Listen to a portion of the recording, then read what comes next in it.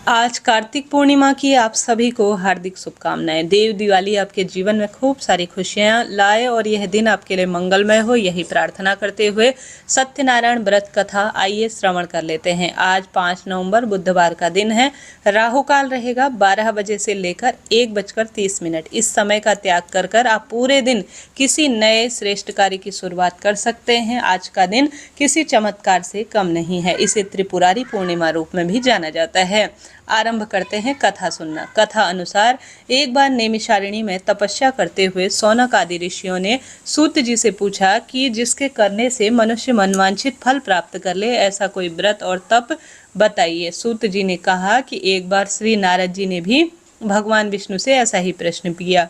तब श्री भगवान विष्णु ने उनके सामने जिस व्रत का वर्णन किया था वही आपसे मैं कहता हूँ। प्राचीन काल में काशीपुर में अति निर्धन और दरिद्र ब्राह्मण रहता था। वह भूख प्यास से व्याकुल हो भटकता फिरता था। एक दिन उसकी दशा से व्यथित होकर भगवान विष्णु ने बूढ़े ब्राह्मण के रूप में प्रकट होकर ब्राह्मण को सत्यनारायण व्रत का विस्तार पूर्वक विधि विधान बतलाया और अंतर्ध्यान हो गए। ब्राह्मण अपने मन में श्री सत्यनारायण व्रत का निश्चय करके घर लौट आए और इसी चिंता में उसे रात भर नींद नहीं आई। सवेरा होते ही सत्यनारायण भगवान के व्रत का संकल्प करके भिक्षा मांगने के लिए चल दिए। उसी थोड़ी सी ही दूर में बहुत परिश्रम किए बिना ही बहुत अधिक सरलता से धन धान्य और भिक्षा प्राप्त हो गई। शाम को घर पहुंचे। उन्होंने बड़ी श्रद्धा के साथ सत्यनारायण भगवान का पूजन किया, विधि विधान से संपूर्ण व्रत पूर्ण किया। भगवान सत्यदेव की कृपा से थोड़े ही दिनों में वह धनवान हो गया। जब तक वह जीवित रहा तब तक महीने के महीने श्री सत्यनारायण भगवान का व्रत और पूजन करता रहा और देह छोड़ने के बाद वह विष्णु लोक की ओर गया। सूत जी दोबारा से बोले, एक दिन वह ब्राह्मण अपने बंधु बांधवों के साथ बैठकर ध्यान मग्न होकर श्री सत्यदेव की कथा सुन रहे थे। तभी भूख प्यास से व्याकुल एक लकड़हारा वहां पहुंचा। वह भी भूख प्यास भूल कर कथा सुनने बैठ गया। कथा की समाप्ति पर उसने प्रसाद ग्रहण किया, जल पिया और फिर ब्राह्मण से इस कथा के बारे में पूछा तो उन्होंने बताया कि सत्यनारायण भगवान का व्रत है जो कि मनवांछित फल देने वाला है। पहले मैं बहुत दरिद्र था, इस व्रत के प्रभाव से ही मुझे यह सब वैभव प्राप्त हुआ है। यह सुनकर लकड़हारा बहुत प्रसन्न हुआ और मन ही मन श्री सत्यनारायण भगवान के व्रत और पूजन का निश्चय करता हुआ लकड़ी बेचने के लिए बाजार की ओर चल पड़ा। उस दिन लकड़हारे को लकड़ियों का दुगना दाम मिला। उन्हीं पैसों से उसने केले, दूध, दही आदि पूजन की तमाम सामग्री खरीद ली और घर चला गया। घर पहुंचकर उसने अपने परिवार के सदस्यों और पड़ोसियों को बुलाकर विधि पूर्वक सत्यनारायण भगवान का पूजन किया। भगवान सत्यनारायण की कृपा से थोड़े ही दिनों में वह धन संपन्न हो गया। सूत जी ने फिर कहा, प्राचीन काल में उल्कामुख नाम का एक राजा था।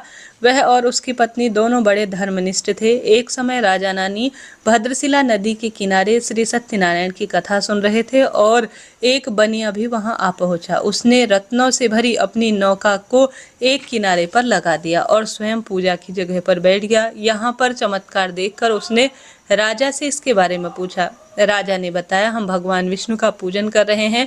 यह व्रत सभी मनोकामनाओं को पूर्ण करने वाला है। राजा के वचन सुन और प्रसाद पाकर बनिया अपने घर चला गया। घर पहुंचकर उसने अपनी पत्नी से व्रत का संपूर्ण वृतांत कहा और संकल्प लिया कि मैं भी संतान होने के बाद इस व्रत को करूंगा। उसी समय उसकी पत्नी का नाम था लीलावती बहुत प्रसन्न हुई। सत्यदेव की कृपा से वह कुछ ही दिनों में गर्भवती हो गई और 10 महीने पूर्ण होने पर उसने एक कन्या को जन्म दिया। कन्या का नाम कलावती रखा गया। वह चंद्रमा की कलाओं के समान नित्य प्रतिदिन बढ़ने लगी। एक दिन अवसर पाकर लीलावती ने अपने पति को सत्यदेव व्रत की बात याद दिलाई तो उसने कहा, यह व्रत कन्या के विवाह के समय करूंगा। यह कहकर बनिया अपने कारोबार में लग गया। जब कन्या विवाह के योग्य हो गई तो दूतों द्वारा खोज कराकर कंचनपुर नगर के एक बनिए के सुंदर सुशील गुणवान बालक के साथ विवाह कर दिया। फिर भी बनिए ने सत्यनारायण का व्रत नहीं किया। इससे श्री सत्यनारायण भगवान अप्रसन्न हो गए।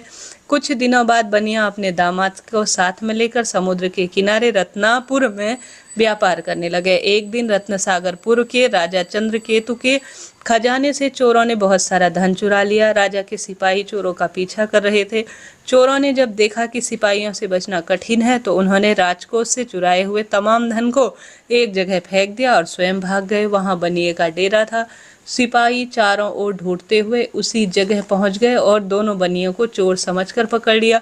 राजा ने दोनों बनियों को जेल में डालने का आदेश दिया और उनका धन कोष में जमा कर लिया। श्री सत्यदेव के कोप से लीलावती और कलावती भी बड़े दुख के दिन काट रही थी। एक दिन कलावती भूख प्यास से व्याकुल होकर एक नदी में चली गई। वहां श्री सत्यनारायण भगवान की कथा हो रही थी। वहीं बैठकर उसने प्रसाद ग्रहण किया और कथा सुनी। देर रात होने पर घर पहुंची। माता की देरी के कारण की जो है संपूर्ण बात उसने पूछी तो माता ने सब बता दी। उसकी बात सुनकर लीलावती को अपने पति की भूली बात याद आ गई और उसने श्री सत्यदेव व्रत का निश्चय किया। उसने अपने बंधु बांधवों को बुलाकर श्रद्धापूर्वक कथा सुनी, पूजा किया और विनम्र भाव से ओतप्रोत होकर प्रार्थना की कि मेरे पति ने संकल्प करके जो भी व्रत नहीं किया था उसे मैं पूर्ण कर रही हूँ, उसे आप प्रसन्न होकर मनवांछित फल दीजिए। अब कृपा करके उसका अपराध भी क्षमा कर दीजिए। लीलावती की प्रार्थना करुण पुकार सुनकर सत्यदेव भगवान प्रसन्न हो गए। उसी रात्रि में सत्यदेव ने राजा चंद्रकेतु को स्वप्न में दर्शन देकर कहा कि प्रातःकाल होते ही दोनों बनियों को जेल से छोड़ दो और उनका भी धन लौटा दो, वरना पुत्र पौत्र समेत तुम्हारा राज्य नष्ट हो जाएगा। इतना कहकर सत्यदेव भगवान अंतर्ध्यान हो गए और राजा ने भी सवेरे होते ही दोनों बनियों को मुक्त होने का आदेश दे दिया और साथ ही उनका सारा धन भी लौटा दिया और बहुत सारा सम्मान पूर्वक और धन संपदा देकर उन्हें विदा किया। दोनों बनिए आनंदित होकर अपनी नौका लेकर घर की ओर चल पड़े। तभी श्री सत्यनारायण भगवान सन्यासी के वेश में उनके समीप आए और बोले कि तुम्हारी नौका में क्या है। बनिए ने हंसते हुए उत्तर दिया कि नौका में तो सिर्फ लता पत्र के सिवाय और कुछ भी नहीं है। यह सुनकर दंडी स्वामी ने कहा कि तुम्हारा वचन सत्य हो। स्वामी के चले जाने पर बनिए ने देखा कि नौका हल्की होकर ऊपर उठ रही है। उसे बड़ा कौतूहल हुआ और वह देखकर बेहोश होकर गिर गया।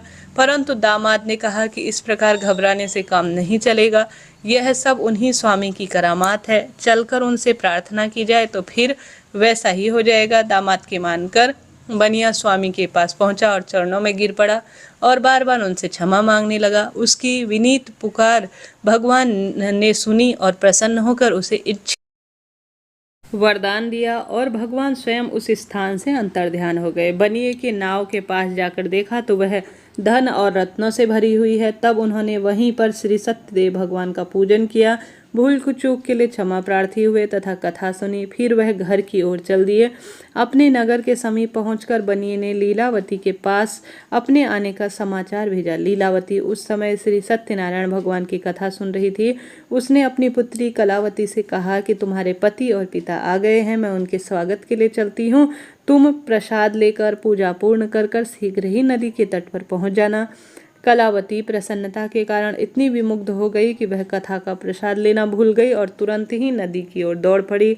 जैसे ही वह नदी के किनारे पहुंची वैसे ही उसके पति समेत पूरी नौका जो नदी थी उसमें डूबे जा रही थी। यह देखकर बनिया हाहाकार कर छाती पीटने लगा।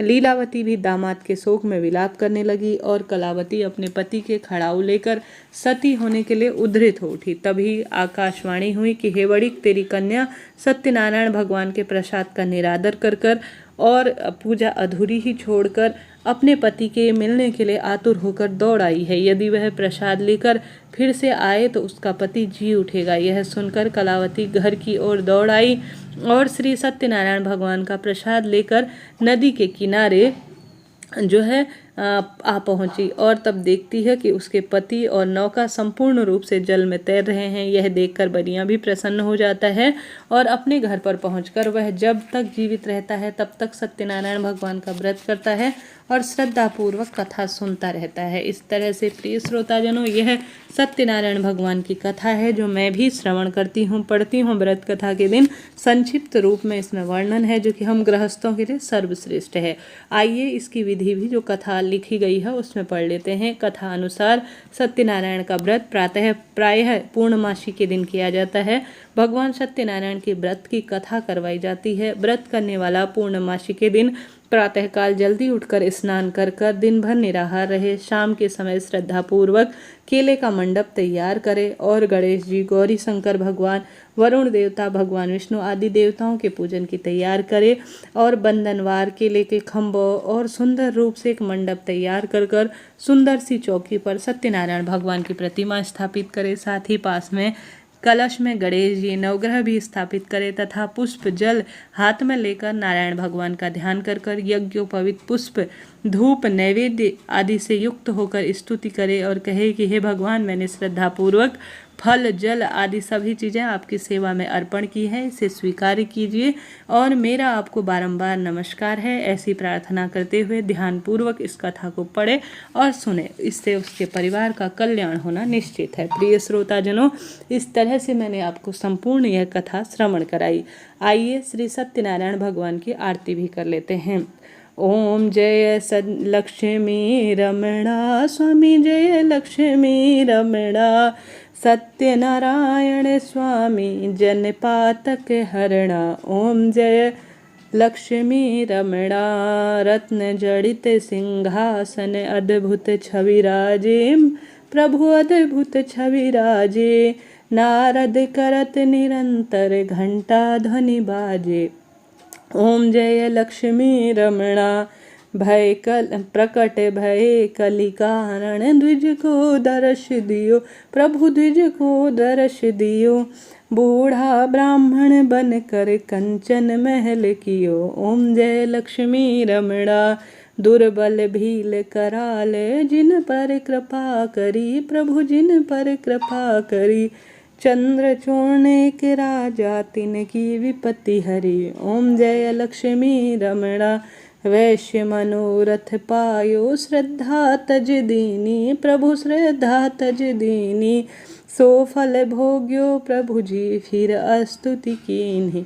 ओम जय लक्ष्मी रमणा, भाव भक्ति के कारण छिन छिन रूप धर्यो, प्रभु छिन छिन रूप धर्यो, श्रद्धा धारण कीनी, जन को काज सरयो। ओम जय लक्ष्मी रमणा, बाल बाल संग राजा, वन में भक्ति करी, प्रभु वन में भक्ति करी, मन वांछित फल दीन हो, दीन दयाल हरि।